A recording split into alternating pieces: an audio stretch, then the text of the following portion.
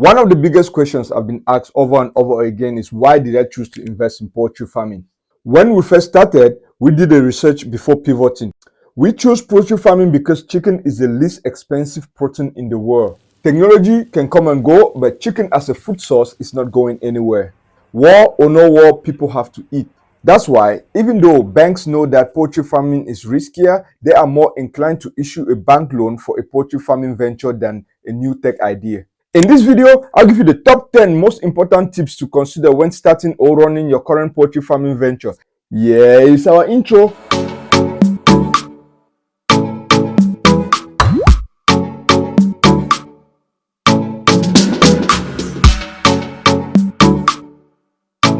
Welcome back to Ota Farms. My name is Kelvin. I'm a software engineer who is extremely passionate about poultry farming.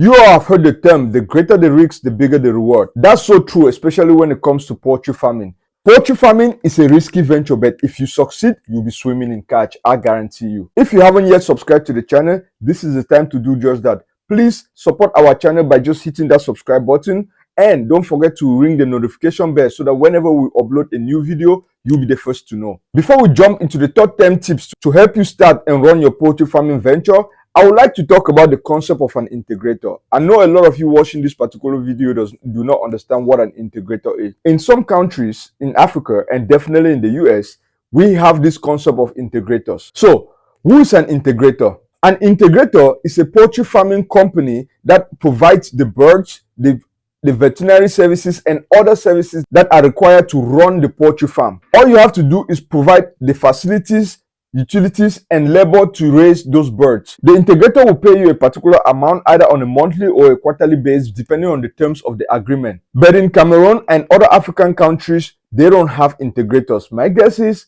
most of you listening to this do not have an integrator. But why did I talk about integrator? Because if your country does have it and you do not have the resources, you do not have the capital to start, I would recommend partnering with an integrator, because the banks are more inclined to issue you a loan to start your poultry farming venture when you have an integrator, because the integrators are the expert. They have been doing it and they are doing it with other farms. So they are the expert.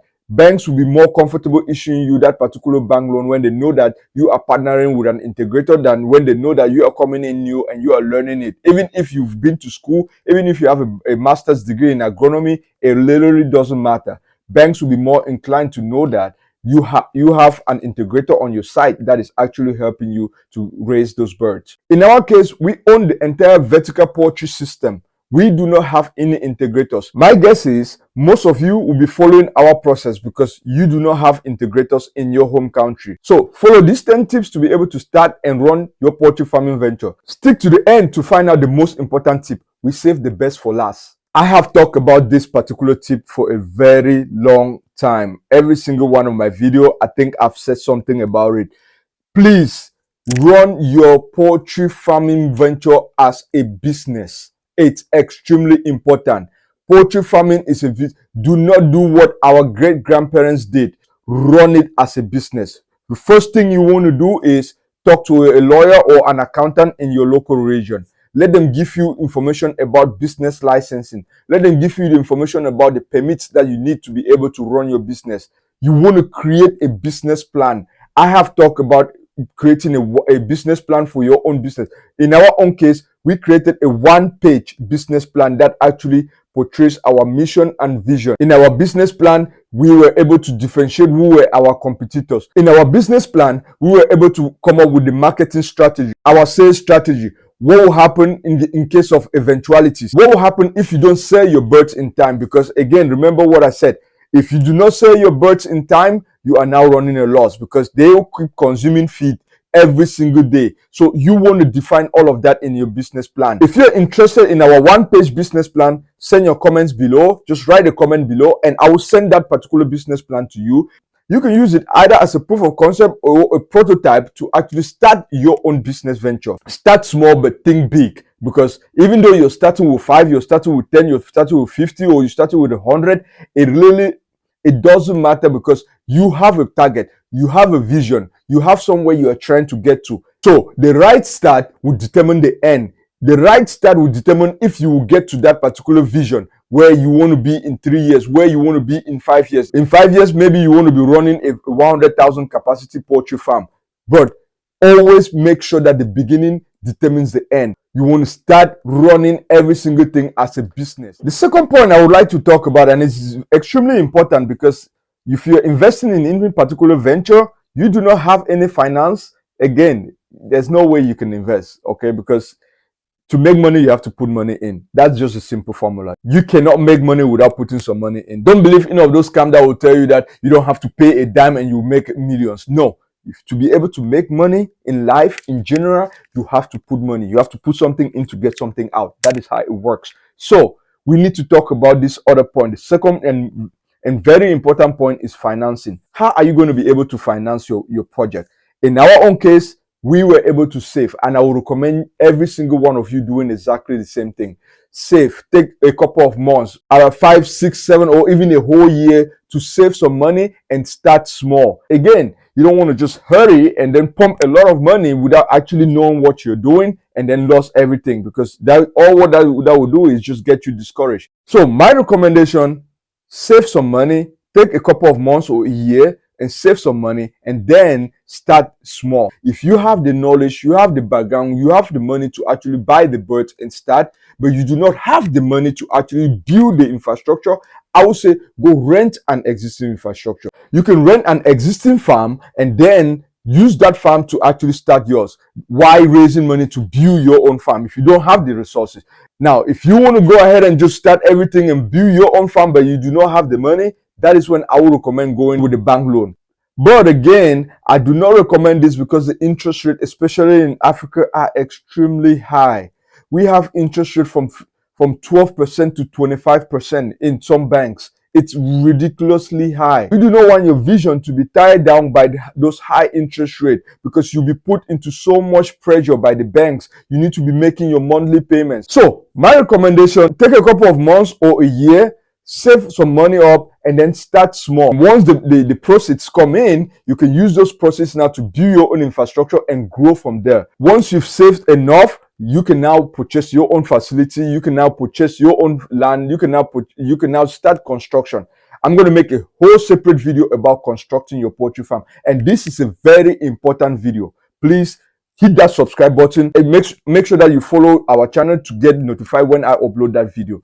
It's a very important video because construction is one of the most important part of poultry farming. One, you want to get the right contractors, and two, you want to make sure that they follow the process, because building a poultry house have certain criteria and your contractors have to follow those criteria. That is why I have to make a whole separate video on that. The third tip I would like to talk about, and this is extremely important, I'm really passionate about this. Please consider diversifying your income stream. It's very important. You need to make sure that you have at least, at the bare minimum, at least 3 income streams coming in when you start your poultry farming.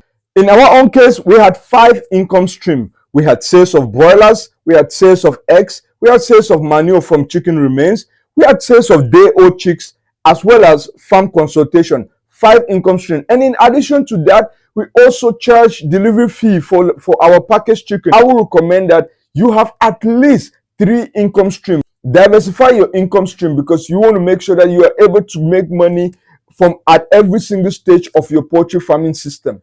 The next thing I want to talk about is farm location and construction. When choosing a farm location, make sure that it's away from the city noise and away from pollution. Make sure you choose a particular location that is close to a water system so that you can take advantage of that. If you are not able to choose a location that is close to a water system, it will cost you more to be able to build a borehole system. If you do not have a feed mill, make sure that your location is close to a feed mill, and this is very important, one of the most important.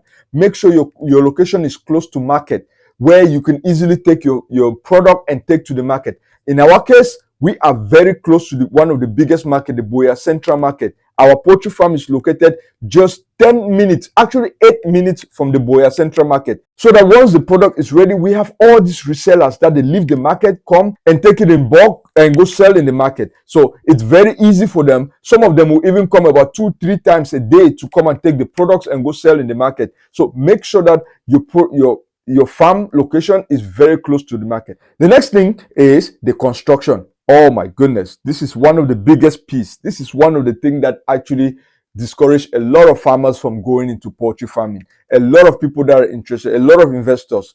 Okay, if you don't have the capital to build your own infrastructure, to build your own facility like we did, if you don't have that capital, I would recommend renting an existing facility. They have a lot of facilities.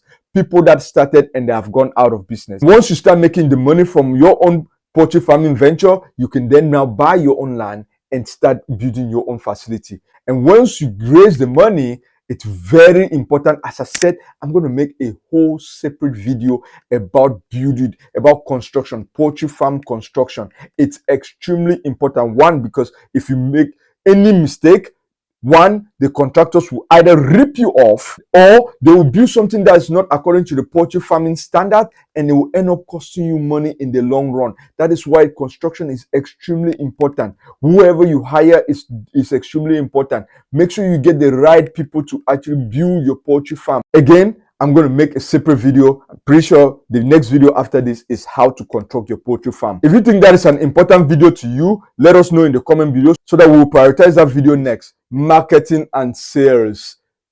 Customer outreach strategy.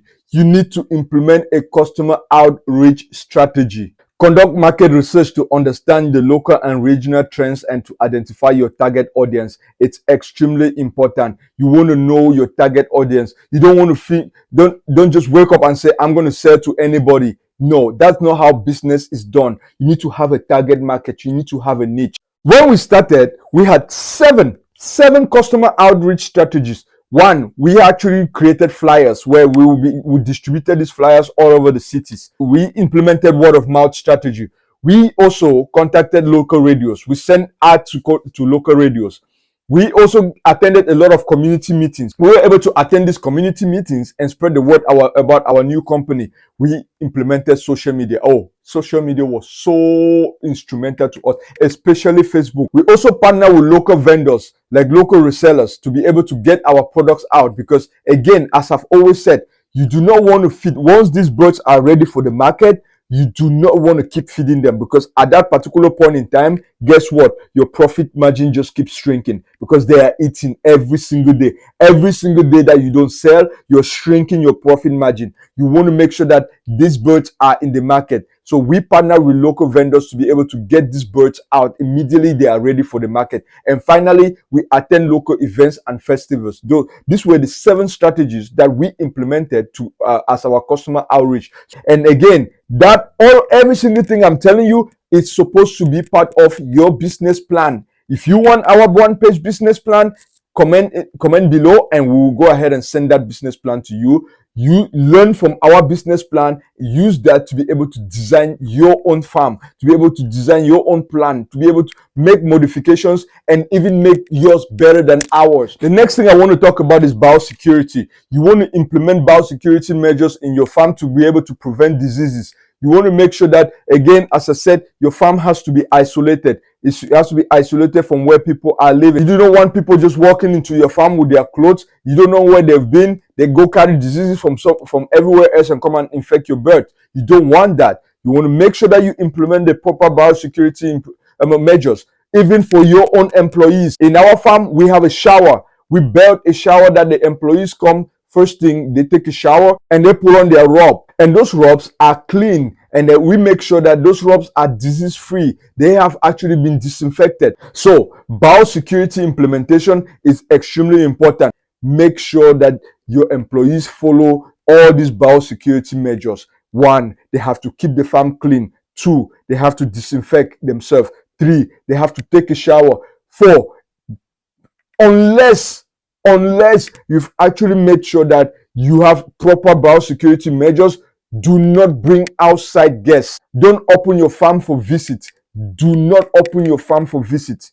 Let only your employee have access to the birds. When they are ready, the resellers, you take your birds to the resellers, and there should be a separate section where the resellers can actually stand and get their product. They don't go into the poultry house. Make sure that you implement all these biosecurity measures. The reason I'm saying is these resellers don't only buy from you, they buy from other farms. They might have gone to another farm and picked up a disease, and then if you take them and put them in your own in your poultry house, that disease now gets spread into your house and it can kill all your birds. Make sure that you implement all these biosecurity measures to prevent outside disease from killing your birds. The next thing I want to talk about is feed management. I made a whole separate video. I'll put the link in the description so that you can go watch that video. A whole separate video on how to save on feed. It's extremely important, especially when you're starting. You want to make sure that you save on feed because the 75% of your cost of production is going to be feed. So bringing down the cost of feed is extremely important. For us, when we started, we made sure that we never bought commercial feed. Why? Commercial feed are extremely expensive. In our own case, we mix our own feed.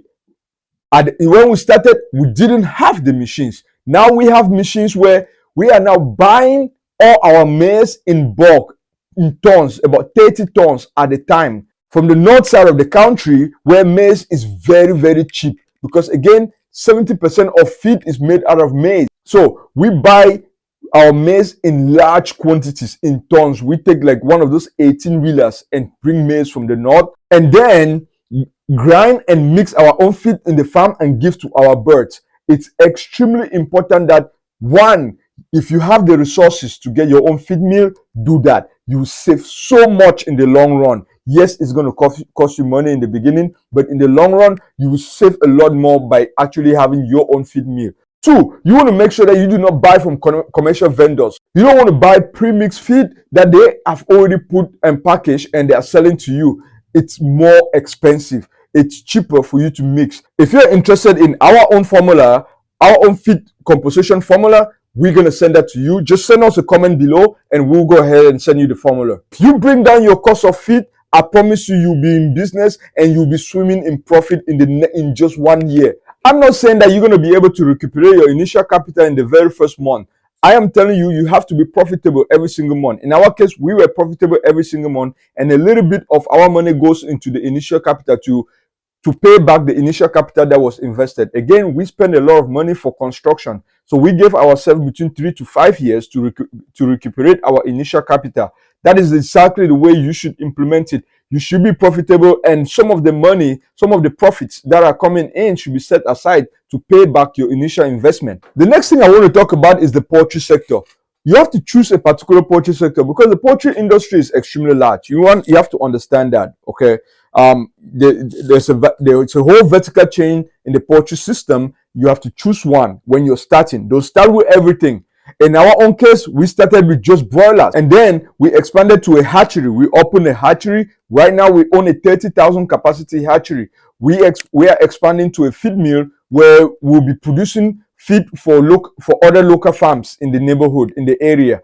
And in addition to that, we are also expanding to a new fish farm. We have a new fish farm coming up. So you have to start small. You have to start with a particular sector and then expand. We're actually building an academy, Otter Farms Academy. I'm going to make a separate video on that where we'll talk about the Otter Farms Academy, what we do at Otter Farms Academy. Please hit that subscribe button if you haven't done so. Hit the subscribe button so that you can actually learn about every single thing that we're doing. You want to learn from our mistakes and make sure that you do not repeat the same mistakes in your own farm. Again, I want every single one of my subscribers that is listening to this to be more successful than me. I want every single one of you to have a bigger and better farm than what we have. The next thing I want us to talk about is record keeping, data collection, and inventory management.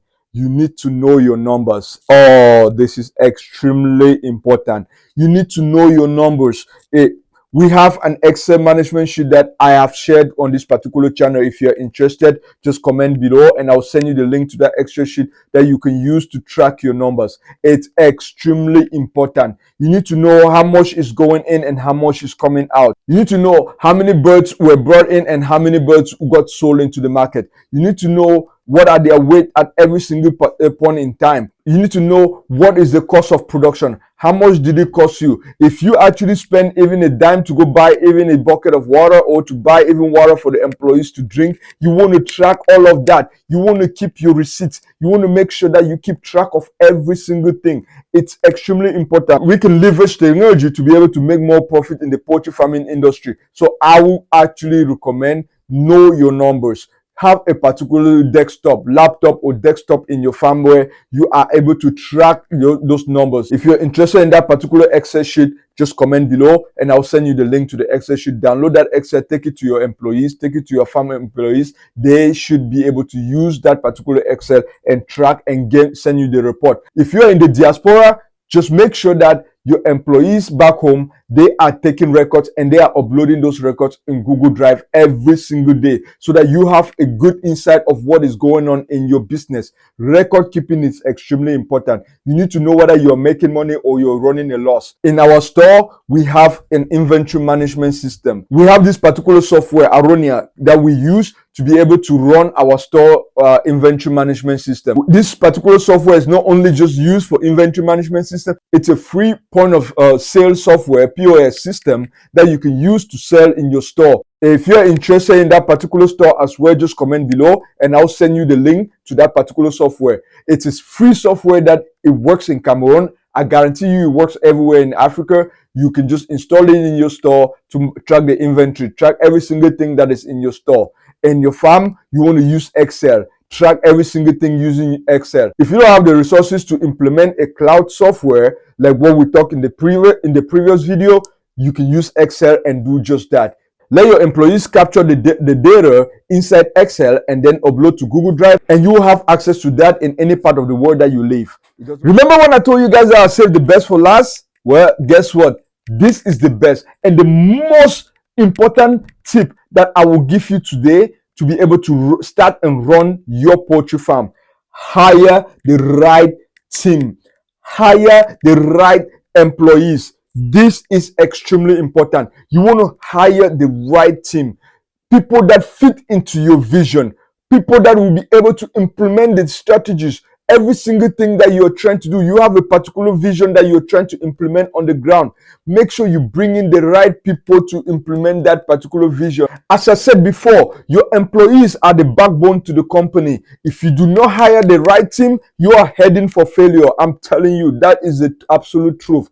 If you bring in somebody and you realize that the person does not fit into your vision, you want to immediately fire them. You want to let them go. You're doing yourself and you're doing them a favor, because at the end of the day, if the company collapses, not only you are going to be at the loss, they're going to be at the loss because they're going to lose their job. And in addition, other good employees will also lose their job. So if you hired somebody and the person is not part of the team, let them go. Let them go. Do not hire fast and fire fast. I've always said that. That's a rule of thumb. You want to hire fast and fire fast.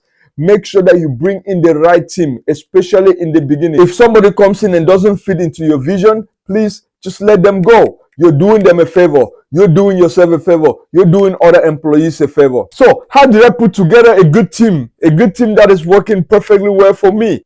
I started with somebody that I trust. The person does not have no background in agriculture, has zero background in agronomy, has zero background in poultry farming, doesn't know anything, but I trust that person with my money. That is somebody that I can trust with my money. I can go to sleep and sleep peacefully knowing that that person is washing my money. I had that particular person that I trust. And then a friend of mine in the US recommended another employee who has a master's degree in agronomy. So I have somebody who doesn't know anything about poultry farming, and then someone that is absolutely an expert. These two employees have been the backbone of my company. These two employees are family to me. The two of them run the company perfectly. I have somebody that I trust 100% with my money, and somebody that I trust 1,000% with the knowledge that she is bringing in to the company. And bringing those two, I was able to build a team around them. So we decided to hire somebody at the store, and then we realized that that person is not good. We let that person go and we brought in someone new. We hired somebody at the farm. We realized that that person was not good. We let that go. So I transmitted my vision, what I envisioned the company to be in 3 to 5 years. I transferred that to these two team members, who then were able to transfer it to the other team members that we have on the ground. And if we bring in somebody and they realize that that person is not going to fit into our vision, they will come to me, they will give me the reasons why they believe that particular, because they don't just rush to me every single time, oh, this person does it. No, they don't do that. They will take their time and study that person. And then when they realize that this person does not fit the vision, they bring that person to me, and I'll fire that person and let that person go. I will let that person know, listen, at the end of the day, you do not fit into what we are trying to build, so it's better we'll let you go. So again, start with somebody that you trust, and then get an expert that will work with that person that you trust. Build a team around them. That is the way that you can actually build an effective team living in the diaspora. So follow these 10 tips tooth to nail, and I guarantee you, you'll be swimming in profit in poultry farming. And as I've said, I really do want every single one of you to be more successful than myself. I really want every single one of you to get a return on your investment. I have said it so many times in this particular channel that we in the diaspora are responsible for the economic development of Africa. We cannot just sit back every single time and criticize the government back home and say, let the government handle it. The government has failed us in every single one of these countries. They have failed us. We have to be able to step in and help. We need to come in and help with the little resources. You don't have to start big. Again, as I said, start small, but think big. Make sure that you have a goal. Make sure that you have a vision. Make sure that you have a plan, a 3 to 5 years plan. Again, if you are interested in our business plan, let me know. I will send that to you. Let me know in the comments below, and I'll send that particular business plan to you. We have a duty to contribute to the economic development of Africa. We absolutely do. We can't just sit back and point fingers. We have to expand our savings by providing jobs to the youth back home. We have to start thinking about a healthier alternative to what our families back home are eating. Our government, all they will do is import all this cheap frozen chicken that they don't even know it's detrimental to the health of our people. They don't even know the source of all those chicken. They don't even know if they were dead chicken in another country that they just carry and package and put in the fridge and ship to Africa. We are not even aware. We have to make sure that our people are eating healthier chicken. We have to make sure that our people have jobs. We have to make sure that we do our part to contribute to the economic development of Africa. If you've learned anything in this particular video, please go ahead and hit that subscribe button, and don't forget to hit that notification bell. See you in the next video.